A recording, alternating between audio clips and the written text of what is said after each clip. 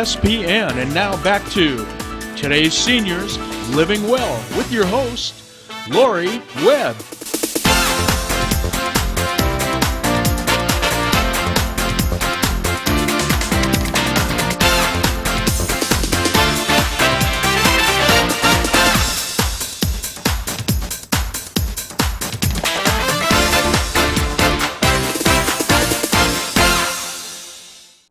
It's important. Hi, everyone. Welcome back to today's Seniors Living Well. We're in our fifth program of the series, and we're looking at some of the long-term parts of life. We just had a nice conversation with Michael Johnson from the Daenerys Mortuary, and I learned a lot this morning about the variety of services that are provided, not just by Daenerys, but by the other entities that work with Daenerys. And joining me is one of my favorite guests, Dan Riordon. Hi, Dan. Welcome back. Thank you. Thank you. You know, I was thinking about you over Thanksgiving because my daughter and her husband came for Thanksgiving, and after the Scrabble game one night, we had a conversation about, because my husband and I had just been going through our trust. Yeah. And I said, you know, we want you kids to know kind of what our plans are, and my daughter's listed as second agent directive. Right. And then I said, do you all have your paperwork done? Because something could happen to you, and who do you want to have Tilia cared for by? And it was a great conversation. Nice. I mean, sounds a little morbid for Thanksgiving, but it was very uplifting, and they were very appreciative of it. And they're only 40. Lori, that's fabulous to hear that. And I love Michael earlier. I love what Michael does in the community. And I'm so thrilled to hear about your conversation.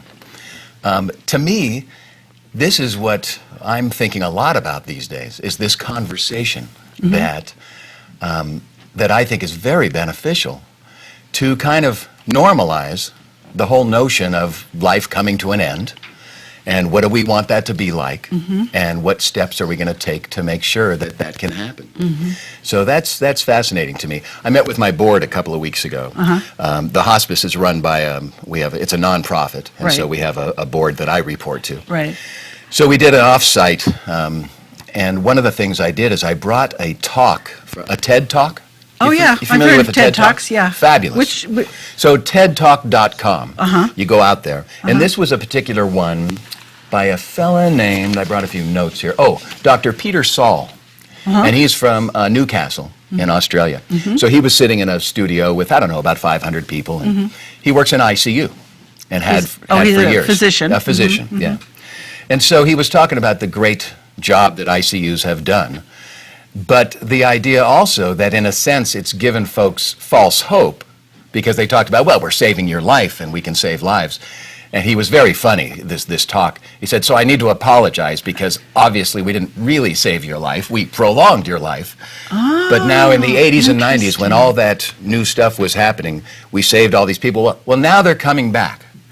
And the ICU isn't necessarily the place they want to be, dying, for instance. So it's fascinating to me. And anyway, part of his talk was about encouraging people to have more conversations about it. So I brought that to my board, and one of my board members is Joanne Jeffords, who heads up the clinical care over at Mark Twain Medical Center in San Andreas. And she said, now, have you all heard about the Conversation Project? And I had not. And so I went online and I found this. I wanted to talk to you about this, if this is okay. Yeah. Talk a little bit about this. There's a thing called the Conversation Project, and it's for the viewers out there. It's theconversationproject.com. Okay. And what it does, it kind of acknowledges that for some, it's a tough conversation to have, yeah? And so it's kind of a step-by-step opportunity to help people have that conversation. So it starts with what I think are some interesting facts. Can I share them with you? Absolutely. You may know some of this stuff. So let's see. 60% of people say that making sure their family is not burdened with tough decisions. Absolutely. 60% say that's really important. But only 56% have communicated. Right? Oh, my. Right? So 82% of people say it's really important to put their wishes in writing. 82% of everybody agrees with that. 23% have done it. Oh my gosh, that's worse than I thought. It's really bad. So I was talking to my wife Lottie this morning, because I knew I was coming on this show.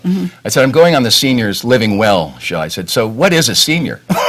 Good question. She goes, well, I'm not sure. I said, well, are there age limits that define senior? What is that? It depends on ARP wants you to be a senior at 45 now.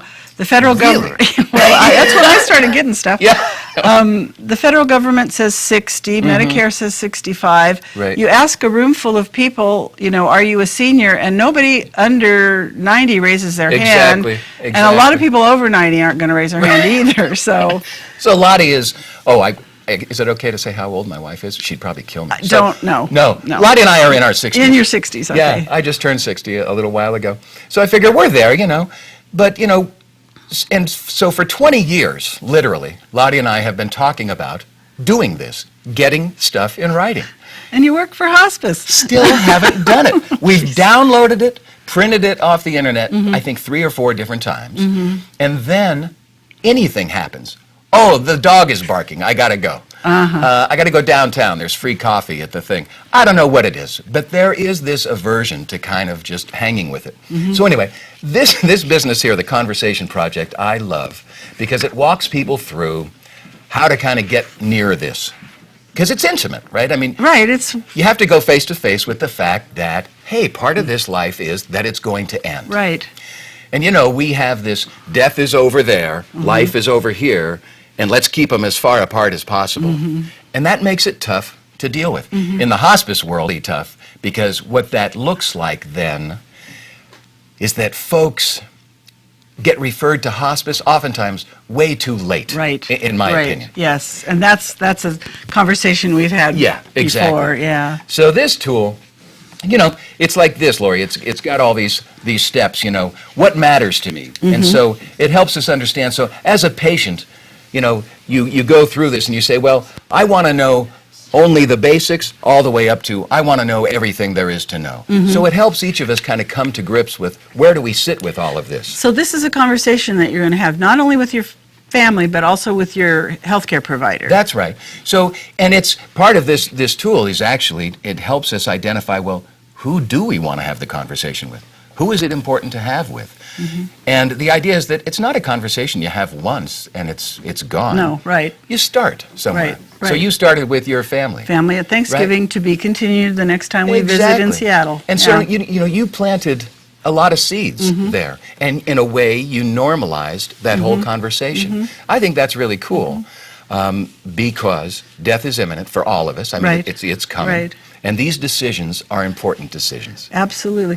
My son-in-law had an interesting comment. He said at the end of the conversation, Mom, people don't feel uncomfortable talking about how they're trying to get pregnant, but people feel really uncomfortable about how they want to die. Yeah. And that doesn't make sense. Yeah. So. There's a phenomenon sweeping all the countries, and it's called death cafes. Have you heard about this? No. So a death cafe. And it's an actual event that people hold, and they host it. Like you say, okay, we're going to meet down at, Mel's or wherever, and I'm going to host this thing. And people just come, and they talk about death. There's no agenda. There's no anybody trying to sell anything or lead the conversation in any particular direction. It's just the topic. Show up, have some coffee, eat some cake, and talk about death. And so there have been over 300 of these worldwide. There's deathcafe.org is out there. I mean, I think it's fascinating. I think I should start having those at the center. I'm thinking about it's really a powerful opportunity to again, just to normalize it. Yeah, exactly. Absolutely. Yeah, absolutely. We were. I'm sorry. I was just thinking the whole. How are we doing on time? Are we okay? I think we got a couple minutes, but I also want to make sure you have time to say anything special that Hospice is doing for the holiday. Was Ann Method here on the show this morning? I think. No. She might have been earlier. Yeah. Show, yeah. We've got the tree lighting coming up, and I think she was on and talked about that. So she did that. Okay. That happened. Yeah. Okay. So that happened. Yeah. And we're continuing to provide service to a lot of folks in Amador and Calaveras County. I guess the message from a hospice perspective is don't wait till the end and learn about it. I love it now. People are calling and they're saying, Dan, so-and-so is doing fine now, but I'm thinking down the road we may need your services. Can we have someone come on out and talk to us? Oh, that's and we wonderful. do that. Yeah. So That we go never out. used to happen. Exactly. Oh, that's yeah. great. So it's really a cool thing. That's It's really a great. cool thing. Yeah. So, is Hospice thinking about starting something with this conversation project? Yes, absolutely. Mm-hmm. Our board really focused on this, and we're getting together again in the spring to really kind of strategize more long-term ways to communicate with the community about these conversations. You know, the Commission on Aging had a conversation about doing an end-of-life planning event. And so maybe, I certainly know that it's part of our strategic plan to collaborate with other agencies to kind of bring forward these important things. Right. We So ought when to you're do it. thinking about that, Yeah. let's do something collaborative. We're so good at collaborating in Amador.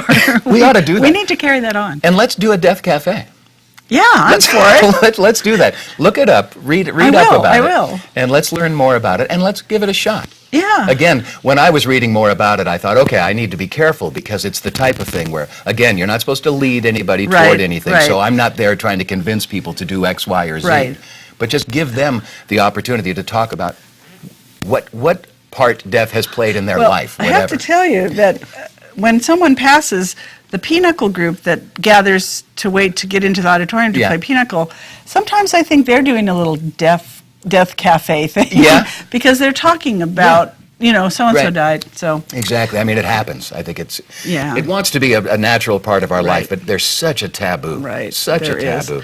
Well, thanks for shedding some light on that You and bet. coming in, and this is exciting. Good. I love the fact that you're having this particular show Yeah. where you're just looking at it head on. And Yep. I love Michael's ability to just bring the practical aspects of what does all that Yeah. mean. Just fabulous. That's Yeah. great. Yeah. Thanks for being here. Thank you. Stay Thanks, Laura. tuned. We're coming back in a few minutes and talking to our 105-year-old friend again. You're watching Amador County's local television network, TSPN.